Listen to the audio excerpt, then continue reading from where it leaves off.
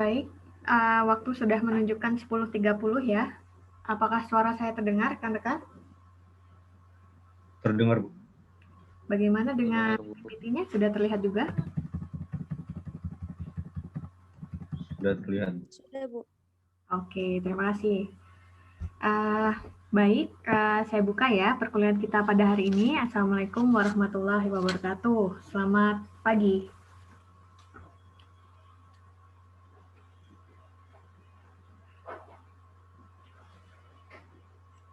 Jadi,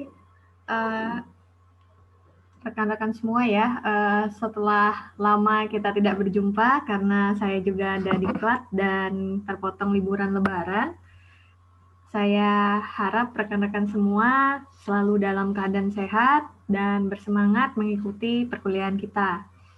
Dan sebelumnya juga saya mohon maaf lahir dan batin ya bagi rekan-rekan semua, karena tentu saya juga sering berbuat salah ya. Dan ya, semoga amal ibadah kita untuk ibadah di bulan Ramadan kemarin bisa diterima Allah Subhanahu wa Ta'ala bagi yang Muslim ya. Dan oh ya, nanti misalnya dalam perkuliahan saya tiba-tiba menghilang seperti biasa, mohon dihubungin ya, karena saya takutnya koneksi internet saya tidak stabil hari ini. Baik, kita mulai mungkin ya. Pada kesempatan kali ini, saya akan mulai membahas tentang ensemble forecasting. Dan sebelumnya, kalau kita sama-sama lihat di ML, ya. Halo, suara saya tidak terdengar kah? Terdengar, Bu, di saya. Oke. Tadi ada noise ya. Ada yang mau bertanya kah? Silakan.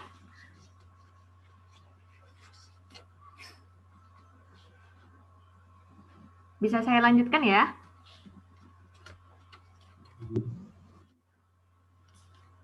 Ini rekan-rekan lagi ngapain ini? Pada begadang kah? Tidak ada jawaban. Ini saya bisa lanjutkan dulu sebentar? Bisa, Bu. Oke, baik. Pada kesempatan kali ini ya, kita akan membahas tentang ensemble forecasting. Dan seperti yang kita sudah sama-sama ketahui, kalau ensemble itu berarti harus ada beberapa model. Nah, salah duanya bisa jadi kita menggunakan multiple linear regression yang rekan-rekan sudah kerjakan, dan NN yang mungkin sekarang sedang dalam pengerjaan, gitu ya. Dan saya juga mohon maaf ini kemarin baru announce bahwa kalian harus menyiapkan model NN gitu ya. Karena sebenarnya ya tanggung jawab seperti itu kan rekan-rekan sudah tahu bahwa tugas besarnya nanti akan ada teknik ensemble nih. Berarti tanpa harus disuruh harusnya rekan-rekan bisa mulai mempersiapkan. Dan juga tanpa harus disuruh sama saya, kalau ada kesulitan dalam pembuatan model, silahkan hubungi saya gitu ya. Silahkan propose gitu ke saya waktu asistensinya kapan maunya untuk satu kelompok, itu diperbolehkan sekali ya. Jadi jangan menunggu saya menyuruh, tapi kalian boleh inisiatif seperti itu. Nah, mungkin nanti saya akan maksudnya kita berdiskusi ya terkait program yang berbasis NN, apakah rekan-rekan sudah mengerjakan atau ada kesulitan seperti apa, nanti kita bahas di belakang. Dan sebelumnya mungkin hari ini saya akan mempresentasikan ya, membagi informasi terkait ensemble forecasting seperti itu. Ya, jadi untuk ensemble forecasting sendiri nanti akan ada sedikit pengantar dan ada dua teknik yang mungkin bisa secara sederhana kita aplikasikan ya, yaitu dengan metode weight average dan lasso regression. Baik, begitu dulu mungkin pengantarnya. Kita masuk ya ke perancangan model prediksi dengan ensemble forecasting. Nah, rekan-rekan bisa mulai mencoba melihat-lihat MATLAB documentation-nya untuk lasso regression ataupun weight nonlinear regression ya. Dan bagaimana sih teknik ensemble forecasting itu? Ini ada di reference ketiga, dan juga misalnya kita menggunakan tools dari MATLAB ini seperti apa step by step-nya, ini bisa dilihat di poin keempat ya.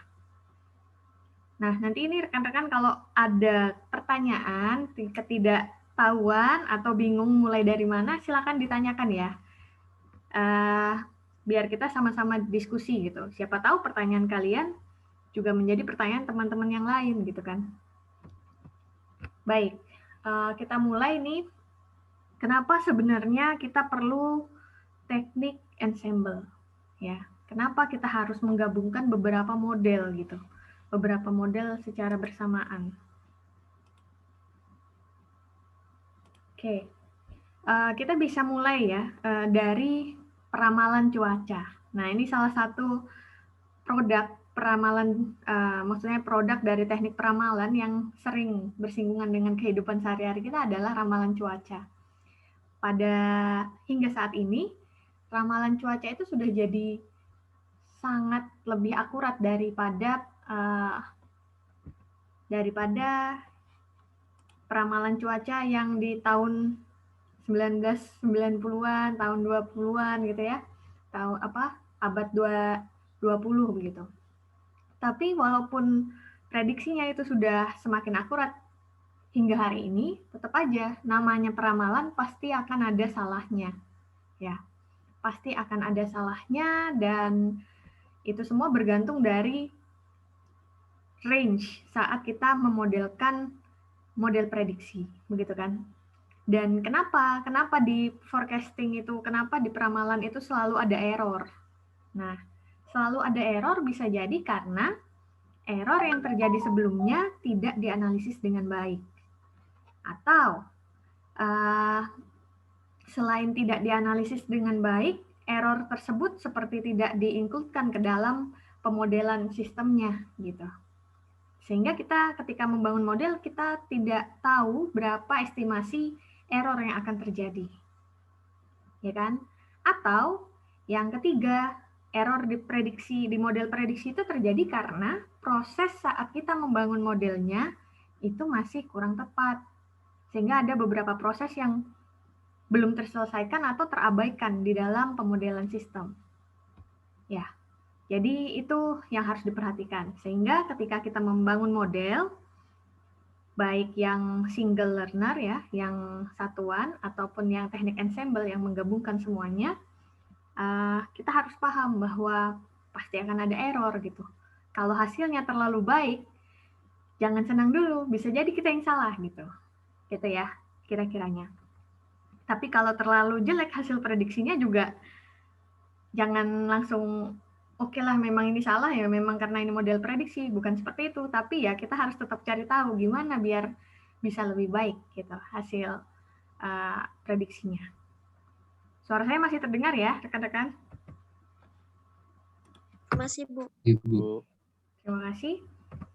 Nah, sekarang kalau kita sekarang sudah tahu bahwa peramalan daya akan selalu punya error, dan untuk mengetahui performa dari peramalan daya itu memang dari nilai errornya gitu. Makanya metode evaluasi error itu sangat penting juga di peramalan daya.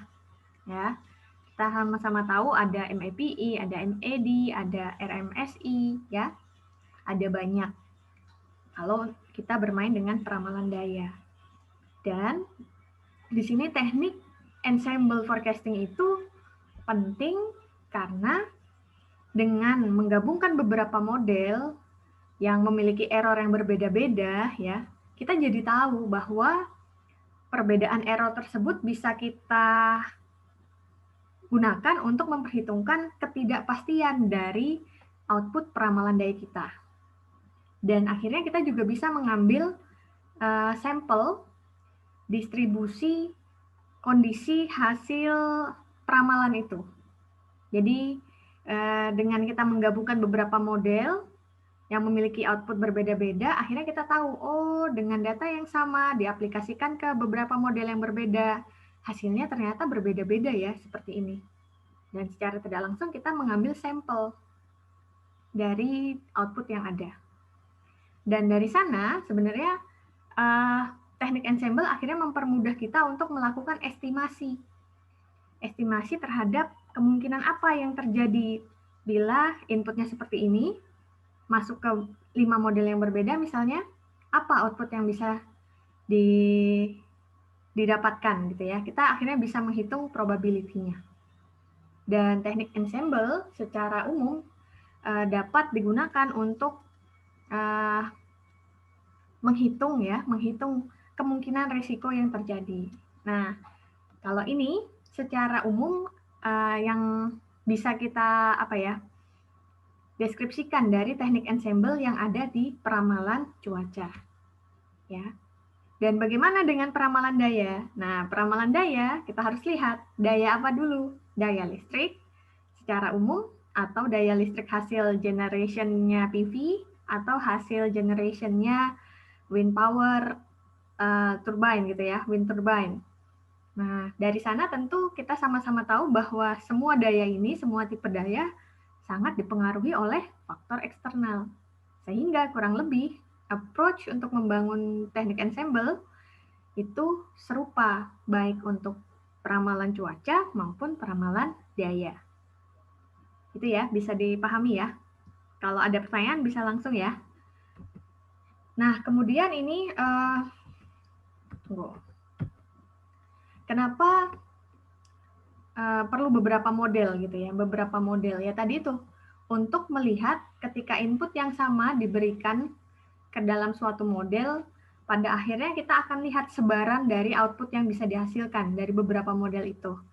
Ya, kalau kita hanya menggunakan satu, ya hasilnya hanya akan satu, pasti di sini gitu. Padahal bisa jadi ada ketidakpastian yang bergerak dari daerah yang di luar titik yang pasti ini, gitu kan. Sehingga ini salah satu keuntungan dari penggunaan teknik ensemble. Kita jadi punya distribusi data. Distribusi data agar bisa apa? Menghitung probabilitas. Ya, kemungkinan error. Lihat, kalau kita punya hanya satu data, kita anggap ini adalah final solution yang sangat akurat, padahal bisa jadi nilai ini nih akan violate ya, akan naik ataupun turun pada nilai-nilai tertentu, yang mana hanya bisa dicapai oleh model prediksi yang lain, gitu ya. Itu kira-kiranya. Dan kemudian, tunggu. Nah, kalau di sini, kenapa kemudian teknik ensemble ini harus kita gunakan lagi ya?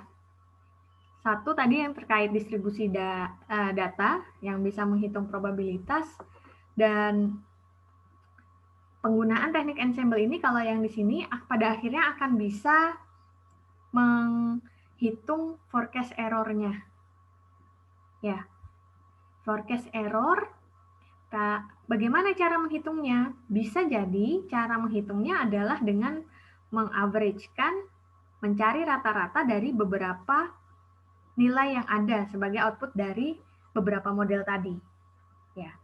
Dan dengan kita memiliki banyak model yang mengeluarkan banyak output ya, kita akhirnya bisa membuat analisis yang baru. Nih, analisis yang baru ya. Jadi dari 5 ini dilihat trennya seperti apa. Nah, berdasarkan tren yang diekstrak dari beberapa informasi tadi, kita bisa buat analisis yang baru. Analisisnya berdasarkan tren tersebut, bukan berdasarkan hasil individual learner-nya ini, gitu ya. Jadi teknik ensemble ini bisa membantu mengimprove akurasi dari model peramalan daya. Dan di sini biasanya juga teknik ensemble bukan hanya di kondisi regresi ya, tapi bisa diaplikasikan ke model klasifikasi. Nah, karena seringnya dipakai di klasifikasi, maka biasanya setiap part dari ensemble namanya adalah classifier. Jadi classifier itu sebenarnya kalau di sini kan is a set of classifiers whose individual decisions combine in some way to classify new examples. Ya, jadi kalau di sini intinya classifier itu merepresentasikan satu single model gitu, satu single model. Dan bagaimana pendekatan kalau kita mau membuat ensemble method? Yang paling sederhana caranya ya buatlah beberapa classifier, buatlah beberapa model individual. Lalu dijalankan, kita bisa lihat hasilnya, berapa yang baik, berapa yang buruk, ya bisa jadi dengan metode voting. Lalu hasil tren terbaik yang bisa diambil adalah hasil vote yang mendapatkan banyak pemilih gitu ya, yang dipilih oleh banyak classifier. Nah, cara seperti ini sebenarnya adalah cara paling simpel yang bisa disebut sebagai hard approach, ya, cara paling primitifnya lah gitu. Cara paling gampangnya kan gitu ya. Ada beberapa model, kita lihat hasilnya. Kalau 3 lebih banyak, 3 baik, 2 buruk, maka kita ambil saja average dari yang 3 yang baik ini.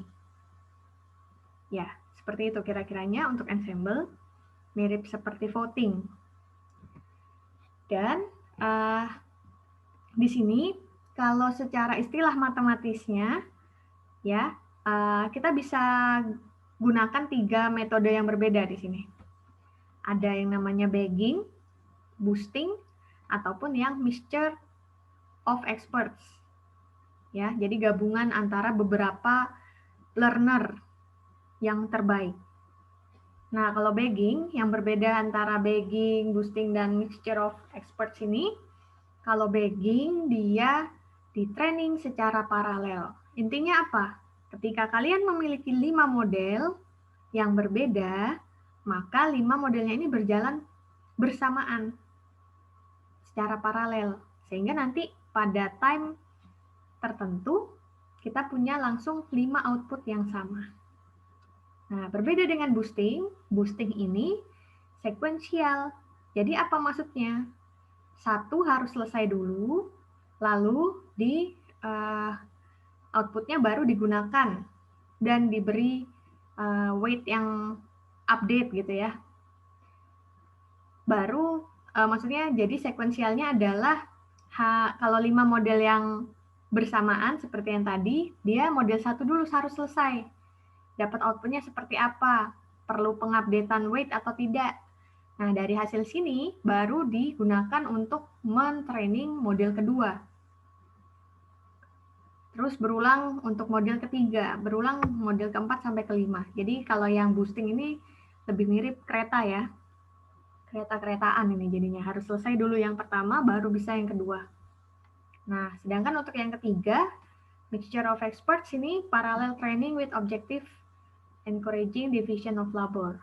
Jadi kalau mixture of experts ini lebih mirip dengan yang bagging. Ya. Karena sama-sama paralel dia. Jadi kalau yang tapi yang di sini untuk yang ketiga dia encouraging division of labor, intinya adalah dia melakukan paralel ini agar bisa mengurangi mungkin waktu komputasinya atau waktu perhitungannya, seperti itu. Dan perlu diperhatikan kalau kalian mau menggunakan teknik ensemble ini juga bisa disebut dengan teknik meta learning gitu.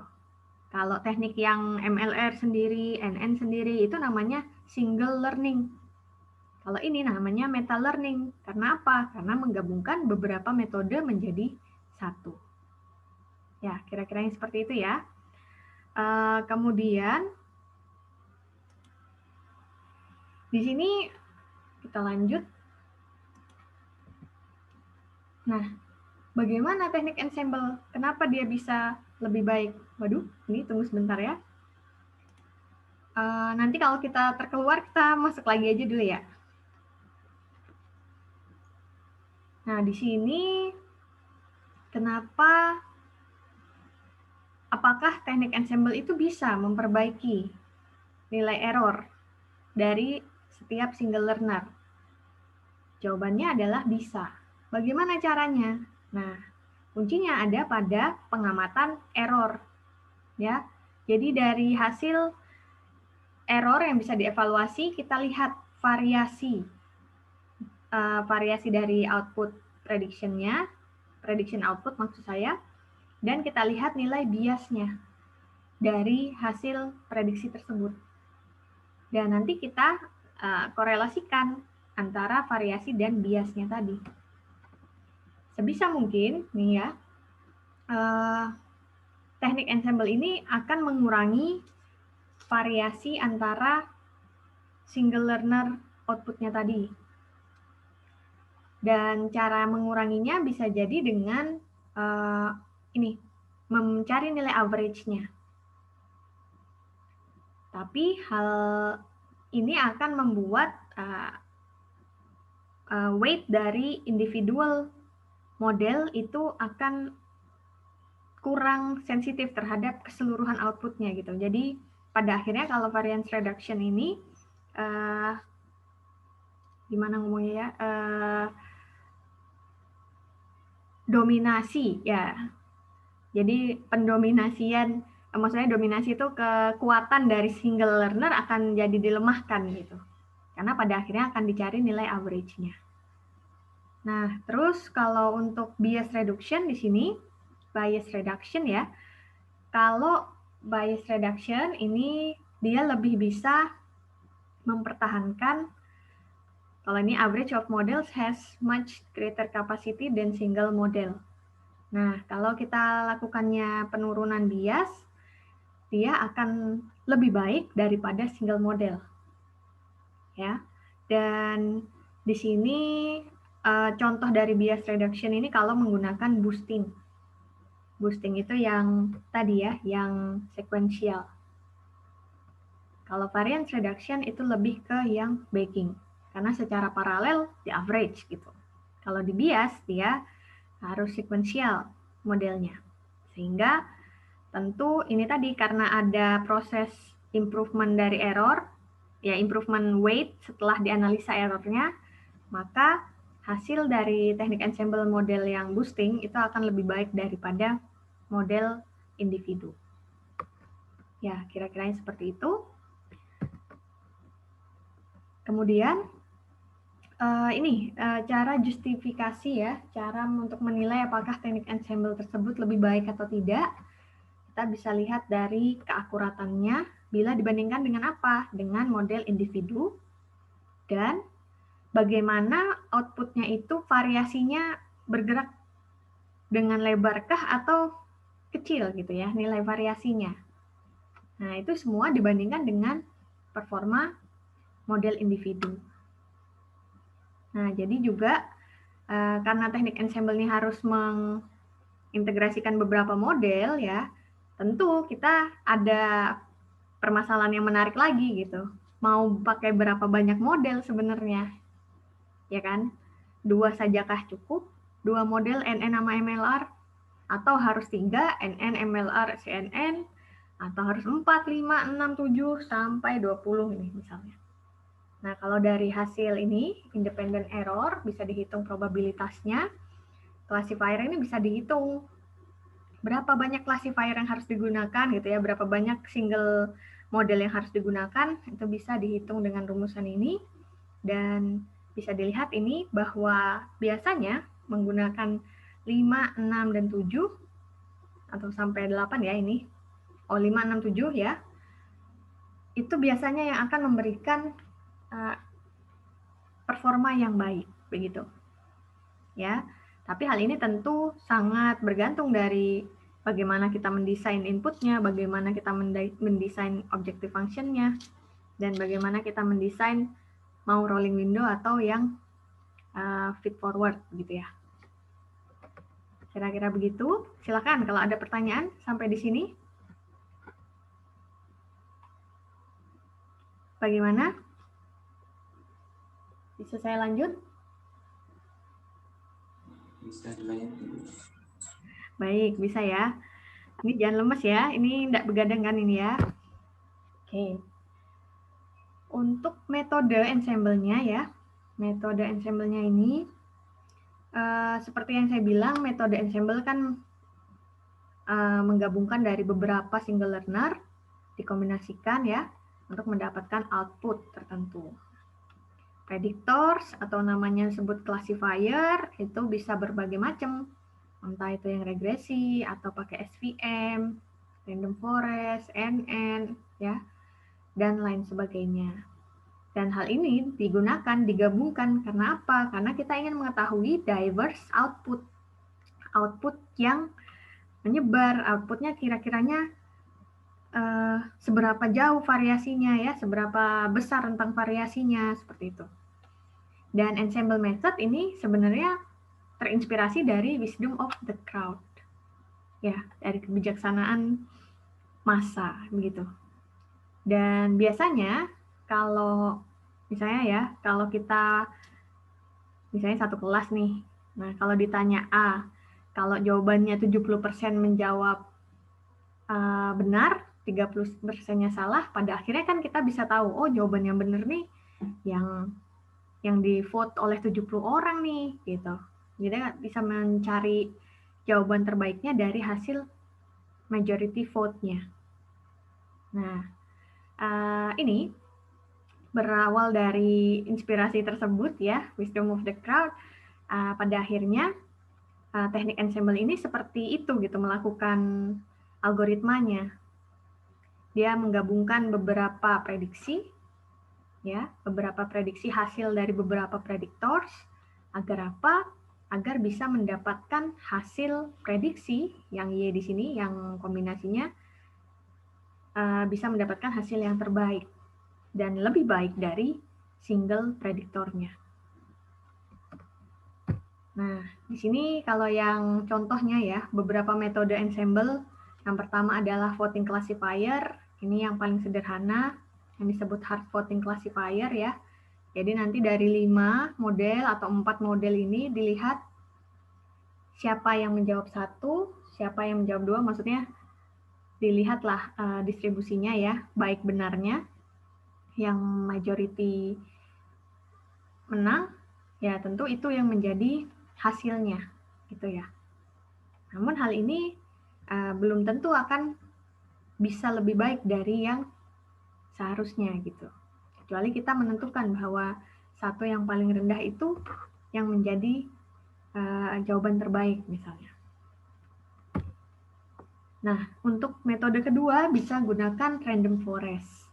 Random forest mirip dengan majority vote, tapi yang berbeda adalah di sini tidak hanya satu langsung dapat output kita lihat gitu ya, tapi kita akan bandingkan kondisinya melalui pohon decision tree.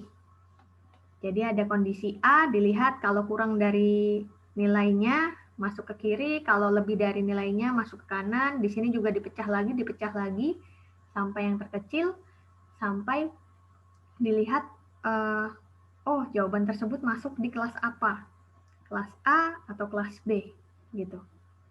Dan pada akhirnya tetap dilakukan majority voting untuk menentukan jawaban finalnya. Nah, yang ketiga bisa pakai bootstrap estimation ya.